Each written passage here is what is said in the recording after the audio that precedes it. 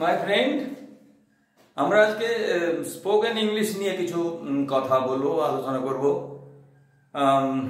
এটা জীবনের জন্য খুব গুরুত্বপূর্ণ বিষয় তা নয়, তবু এই স্পোকেন ইংলিশের অ্যাবিলিটি যদি তোমার গ্রো করে, সেক্ষেত্রে তোমার ব্যক্তিগত যে অভিরুচি, যে কথা, সেগুলো আরও স্বতঃস্ফূর্তভাবে লোকের সামনে বিভিন্ন ভাষায় প্রকাশ করার যে ক্ষমতা, সেটা অর্জন করতে পারবে।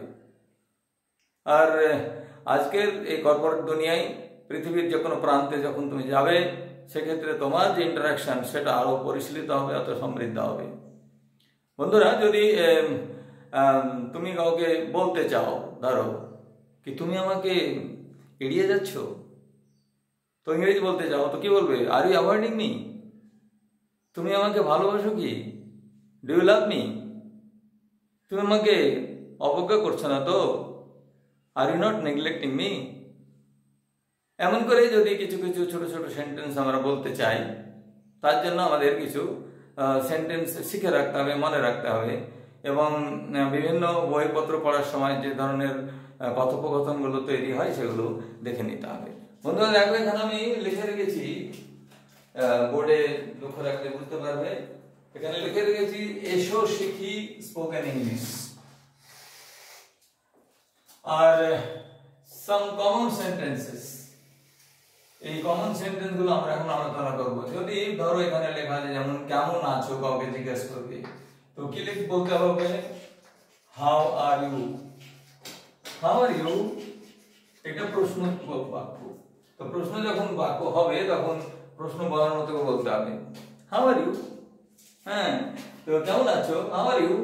এই হাউ আর কথাটা যদি বলি হাউ আর ইউ, তো এটা কি হবে? অ্যাসার্টিভ সেন্টেন্স মতো হয়ে যাবে। সেজন্য প্রশ্নকে প্রশ্নের মতো করে বলতে হয়। দ্বিতীয়টা যদি বলি যে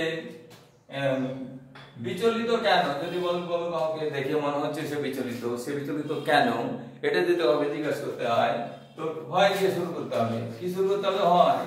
হয় আর ইউ আপসেট? হয় আর ইউ আপসেট? এই যে প্রশ্নটা আবার প্রশ্ন করার মতো করে বলতে হবে, হয় আর ইউ আপসেট? তুমি বিচলিত কেন?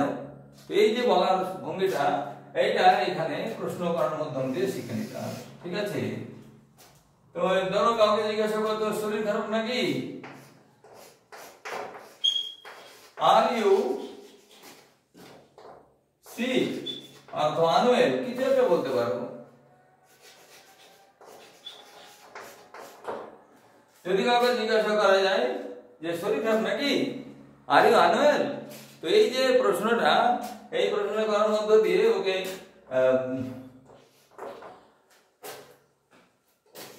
ওর কাছাকাছি ওর শুভেচ্ছা জ্ঞাপন করার মতো করে, অথবা ওর প্রতি সহানুভূতি জানানোর জন্য এইভাবে তাকে বলতে হয়। তারপরে যেমন ধরো যদি বলা যায় কেমন চলছে, কেমন চলছে মানে তোমার কাজ কেমন চলছে, তোমার পড়াশোনা কেমন চলছে, তোমার ব্যবসা বাণিজ্য কেমন চলছে। যেমন কেমন চলছে যখন বলা হবে, তখন মনে রাখবে যেমন এখানে হাউ আর ইউ ডুইং।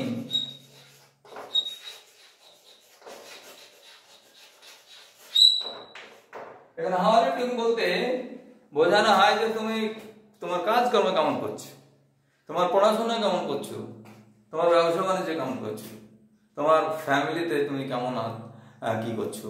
এই যে ঘটনাটা, সমস্ত কিছু একটা বাক্যের মধ্যে প্রকাশ করা। হাউ আর ইউ ডুইং মানে তোমার কাজকর্ম কেমন চলছে, তোমার ব্যবসা বাণিজ্য কেমন চলছে, তোমার পড়াশোনা কেমন চলছে, এই ধরনের প্রশ্নগুলো এখানে করা যায়। তারপরে যেমন এখানে বলা যায়, একটা বাক্য রয়েছে, তোমার কোনো সমস্যা হয়েছে কি? Have you any trouble?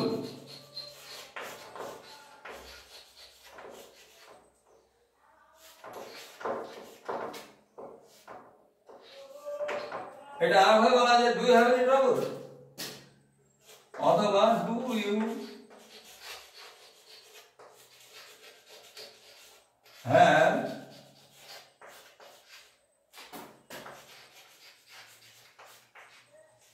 এখানে প্রশ্নটা দিতে হবে।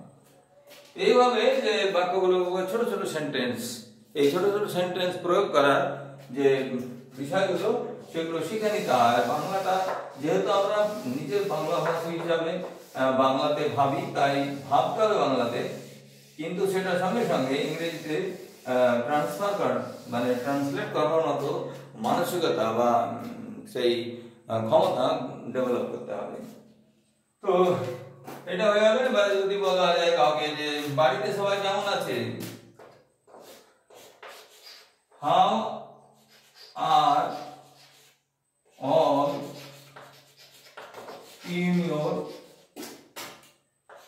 in your family,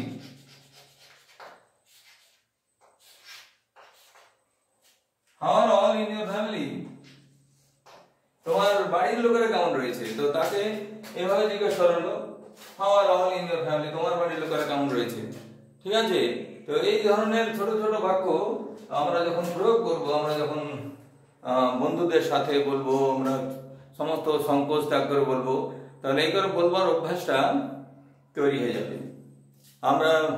আমি বলতে পারি, I can just very firmly speak before you that I was born in an obscure village and I was given schooling in a government school, and it was entirely Bengali medium school, and I had never undergone any chance of having an English medium environment, but I had my knack, I had that interest in growing my strength in speaking in correct English. That's why I tried from the very beginning. When I was a student in a school level, I used to talk with my friends. Although talks are not flawless, there are so many wrongs, but I had my effort. তো সেভাবে আমরাও যারা এখন বলতে পারছি না, তাদের চেষ্টা করলে আবার ভবিষ্যতে তারাও বলতে পারবে। যেমন ধর এখানে একটা বাক্য রয়েছে, ছেলেমেয়েরা কেমন আছে, how are the children।